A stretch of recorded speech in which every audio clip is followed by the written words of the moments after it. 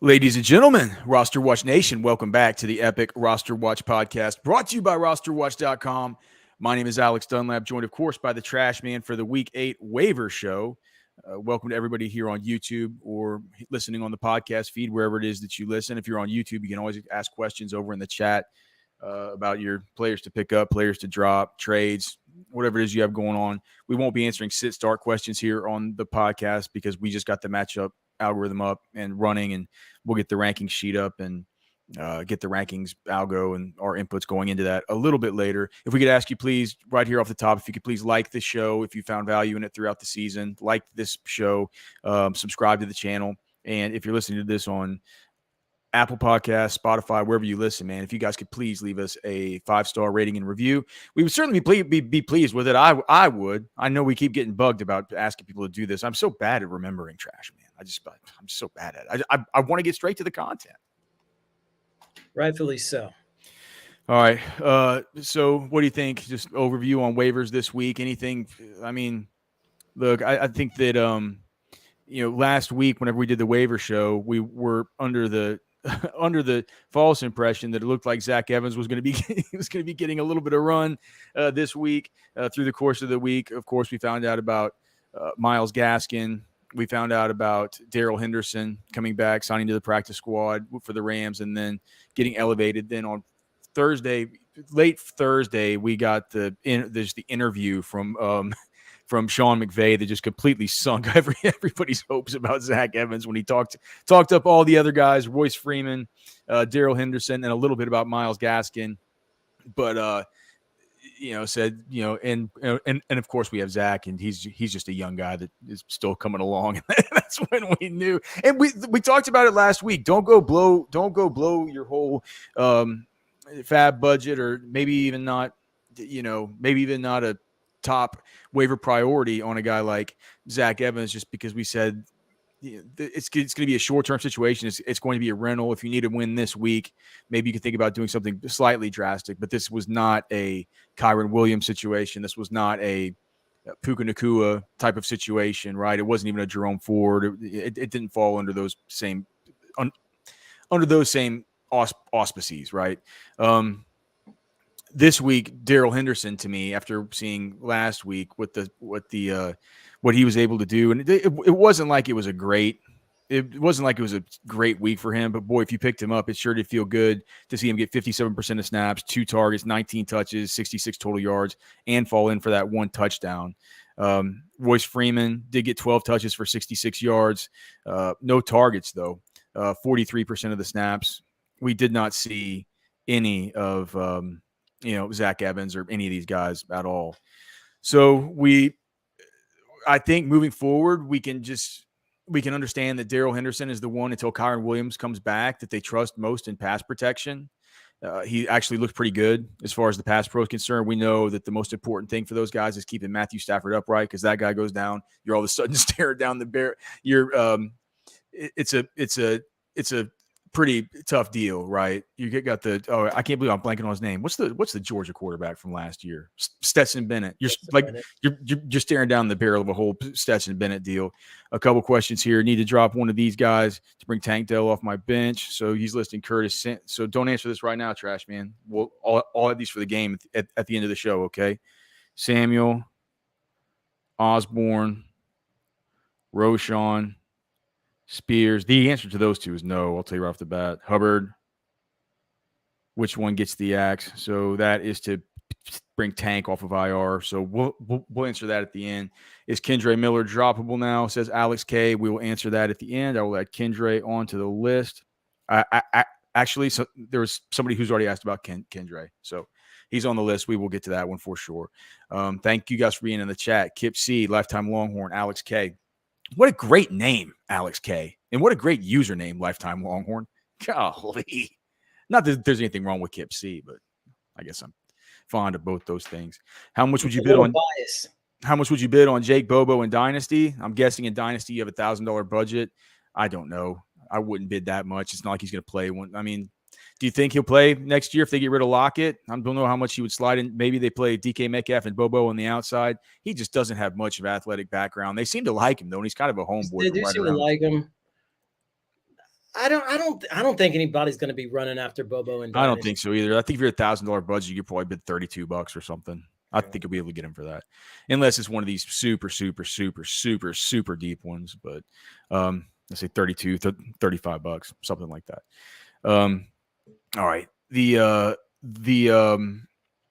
So Darrell Henderson, I think right now, if you need help right now, looks like he's probably going to be an okay bet. No teams on bye this week, and we do know that the Rams are at Dallas, so it's not going to be as good a matchup. It's looking like on the matchup tool, it's like the number 6 worst matchup for opposing running backs this week. You can probably find better spots, but if you're in running back hell and you've drafted something like if you were counting on like Khalil Herbert or somebody like that as your flex guy, or Antonio Gibson or something like this, I mean, you could really do with a Darrell Henderson.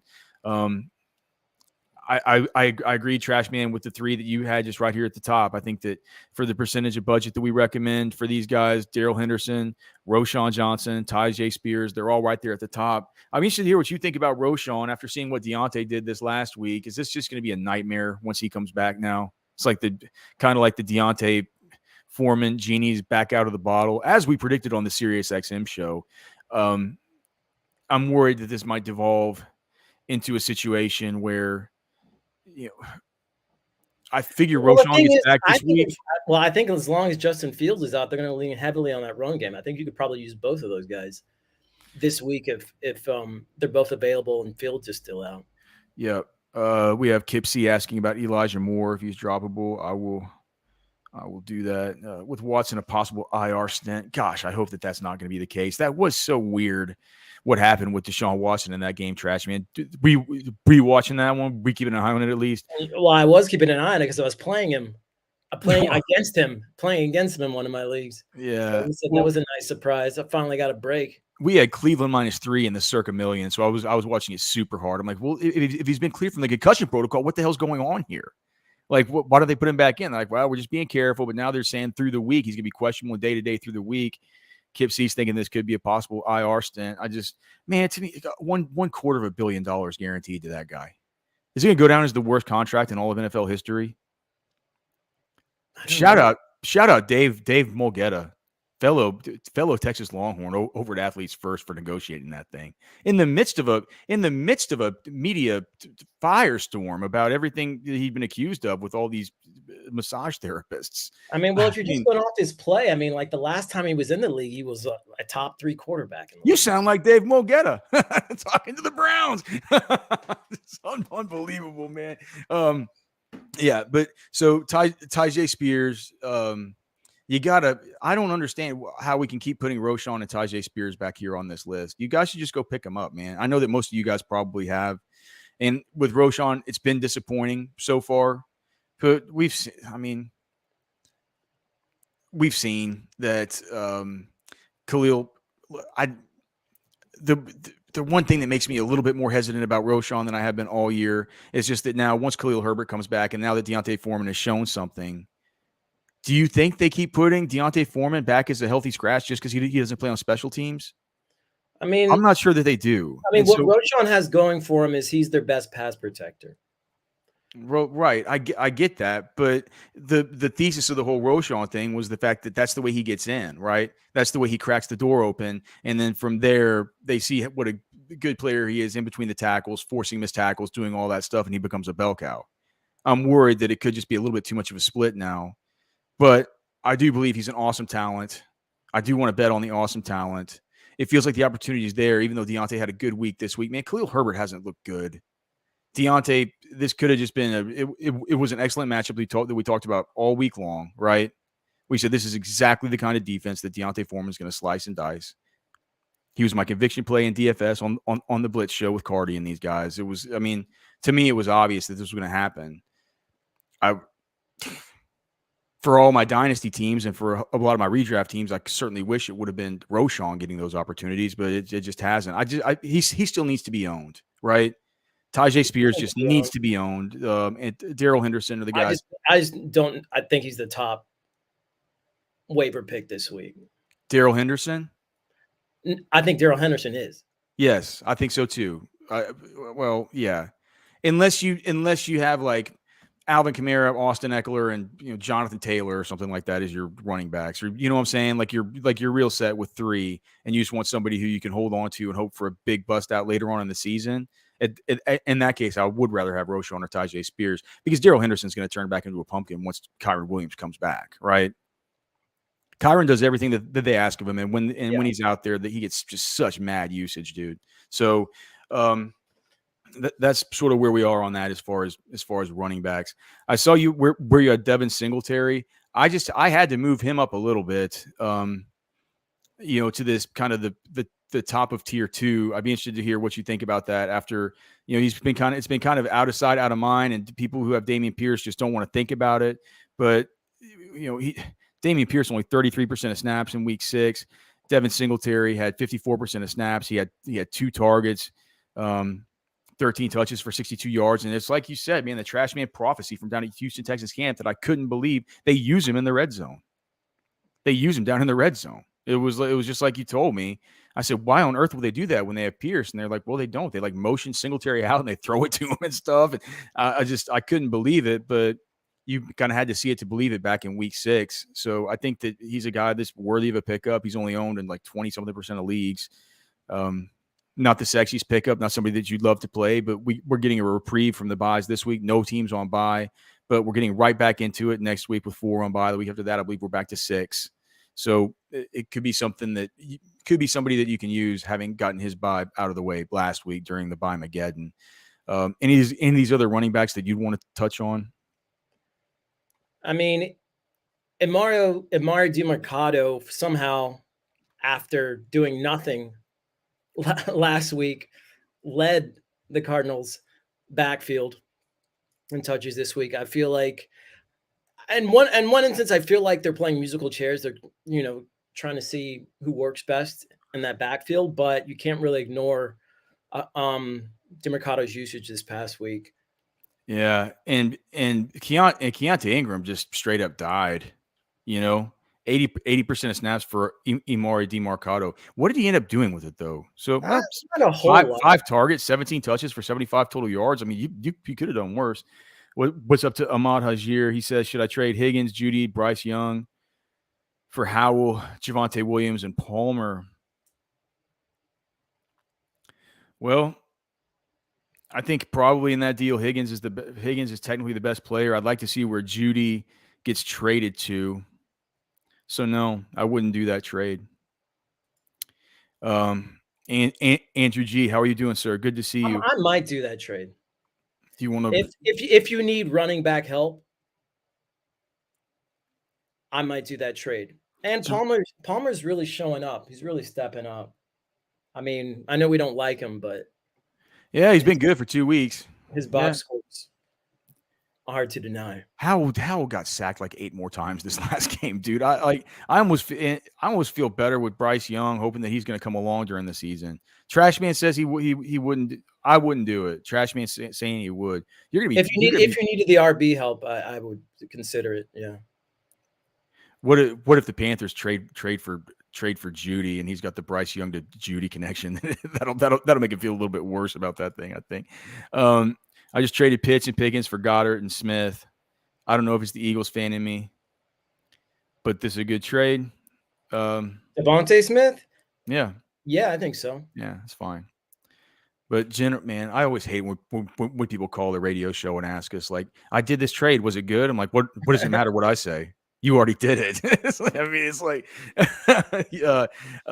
okay. As far as wide receivers, Tank Dell is back on the radar now as a waiver guy. He's now officially only owned in 48% of leagues. So if Tank Dell's out there, go get him. And of course, we've been telling you for weeks, the other priority guy is Josh Downs. He keeps getting it done.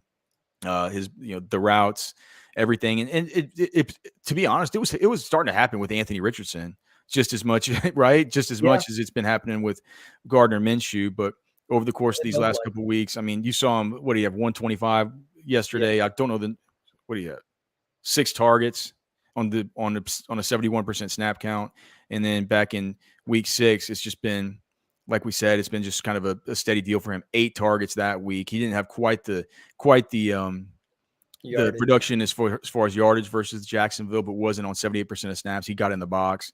So Josh Downs is a good player, man. You know, I mean, it's like Reggie Wayne, like we always say, Reggie Wayne was saying during the draft process that this is the best wide receiver in this draft class, which, you know, was crazy for me to hear, but, you know, that's his own coach that took him, and they really like him a lot. So he'll continue to get integrated for sure. Kip C's asking, Gus Edwards is in that range of ownership in some spots with Sunday. Look, man, Gus Edwards is somebody that we get asked every week if people should drop, right? Trashman I said last week, I don't care if you drop him. Trashman kind of said, no, don't do it. I hope you listen to Trashman because he certainly did have a good game. And for me, here's what I think. Lamar Jackson looks awesome. And that Ravens defense looks like they're going to be really good. And they're going to be a force in the AFC, not just in their division, just in the entire AFC. If Lamar keeps playing like this. I was listening to Michael Lombardi yesterday on the GM Shuffle, and he was talking about how it's just, he's like, everybody in the know knows that Lamar Jackson right now is the MVP. And he's like 7-1 right now on DraftKings Sportsbook to win it. Really? I mean, I feel like MVP. Patrick Mahomes is. Well, he's 4-1. Right up there. Huh? He's 4-1. No. And then Tua is right underneath him. And then Tua has some help. Yeah, it was Mahomes, Tua. Oh man, I should look back at it. There was somebody else ahead of Lamar. Was it Josh Allen, maybe? That doesn't make sense to me. Yeah. But I can look it up. It's probably bad radio that I didn't know it. But Lamar's in 4th place as far as the current MVP odds. I think 7-1. It's a decent pick to make for sure. Any of these other wide receivers you want to talk about besides and again, you guys can find all these on the waiver wire cheat sheet at RosterWatch and list them out in order with the tiers. Rashee Rice continues to ascend. Almost like he should be in that tier with those guys, kind of, right?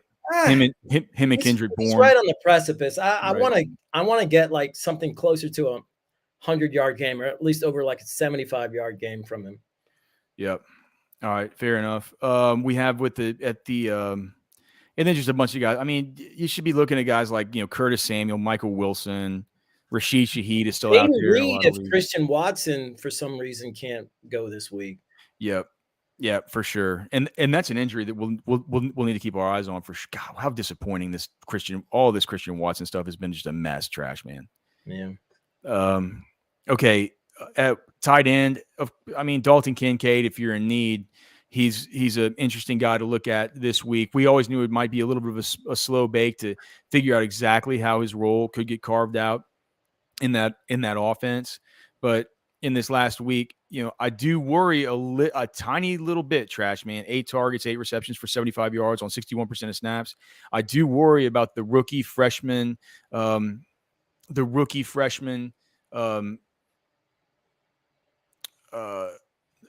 tight end, right? I guess rookie freshman. I guess that doesn't make sense. Just the rookie tight end versus Bill Belichick. Belichick trying to take everything else away the same way he did the week before with, and it opened up the game for Michael Mayer. Maybe it could be a bit of a mirage there with him, to quote Kip C in the chat when he was talking about Gus Edwards. But my issue with Kincaid is that they still use Dawson Knox in the red zone and end zone. But Kincaid looks so good. He looks really good. He's got those big hamburger helper white gloves, dude. He's going to be really good. He's in a good offense. They're going to continue to kind of kick it up. I think that Kincaid is a great pickup. The one that I added on that I don't blame you for not adding on was Trey McBride, because I thought about it. Well, you didn't see the news because they put, you sent it, and right after you sent it, we got the alert about Zach Ertz going on to IR. And so, I mean, McBride now has to be picked up because he's been trending up. If you've been starting guys like, you know, if you've been, you know, doing the Michael Mayer, Luke Musgrave, Jake Ferguson, you know, just type of tight end thing, you know, Trey McBride could be a guy to pick up and sort of see where things go with him. He was one of our favorites that we've ever seen at the Senior Bowl. It's the epic touchdown score at Colorado State. Who do they have this week? Oh, but gosh. In his first game, getting all the action, he gets the worst matchup in the league for opposing tight ends, the Baltimore Ravens. Roberto Perez, so good to see you, my friend. What up, guys? Would y'all trade Amari Cooper and Darrell Henderson for Devontae Smith. If you're good, you're probably getting the best player in that. Yeah, if you're getting the best player in that trade, you're buying a little bit low on him, and we don't know what's going to be happening with Watson, right?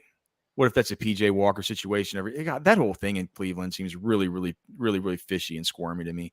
Speaking of all that stuff, it looks like Jerome Ford is going to miss a few games. So one running back we didn't highlight that's sort of in that second tier. You could look at Pierre Strong because Kareem Hunt's been banged up too. If Kareem Hunt's on your waiver wire, I would pick him up and hope he goes. But if he doesn't, Pierre Strong certainly looks like he's sort of second in command there. We did have the transaction this morning as we record this on Tuesday that do you see who was it? Oh, that they signed Jordan Wilkins to their practice squad. And that's always a sign that they might be feeling a little bit squeamish about what they have at running back right now.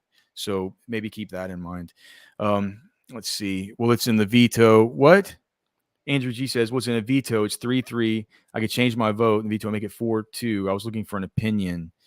It's a veto. Andrew G, you play in a stupid league. Stupid league, mates. Get out of it. Any league that has vetoes is idiotic. And the fact that trade was vetoed, it shows me that you play with a bunch of despots and tyrants, people that want their nose in everybody else's business. It's like if those two guys want to, there's no sign of collusion. If those two guys want to make that trade, let them make the trade, dude. Yeah, that's a fair trade. It's a perfectly fair trade. The fact that they even have vetoes pisses me off. The fact that somebody would be so just brazenly tyrannical to say no, even that trade I won't allow. That's absurd, dude. That's really, really bad. You need out of that league, Andrew G. My God. Bad league. All right. Let's go to the questions here now. So let's answer the first questions about which one of these guys do you let go for Tank Dell. Oh, we forgot to touch on quarterbacks just real quick. Kyler Murray. Okay, fine. You should go pick up Kyler probably if you have a spot. And if you have IR in your league, you probably don't. He's not out there because somebody's already stashed him on IR. You're going to have to use a spot for him because in IR leagues, he's already gone. But he's out there in a bunch of them, and quarterback stinks. Okay. Which one of these guys do you drop for Tank to bring Tank Dell off of your IR spot? Curtis Samuel, KJ Osborne, Roshan Johnson, Tyjae Spears, or Chuba Hubbard? I say KJ Osborne. I say Osborne too. Okay. All right. Can you drop him, Trashman? Zach Evans. Yep. Michael Mayer. Sure. Keontae Ingram. Yeah. Marvin Mims. I don't want to drop Marvin. We get asked every week and we say the same thing. We're waiting for that Judy trade. Hopefully it happens. Yeah. What about Judy? I guess after last week, you can't. They featured him a little bit. You shouldn't. Try to trade him before you drop him. He's got that name recognition. Jeff Wilson Jr. You can drop him. Craig Reynolds. Yeah. Zeke Elliott. No. Kadarius Toney.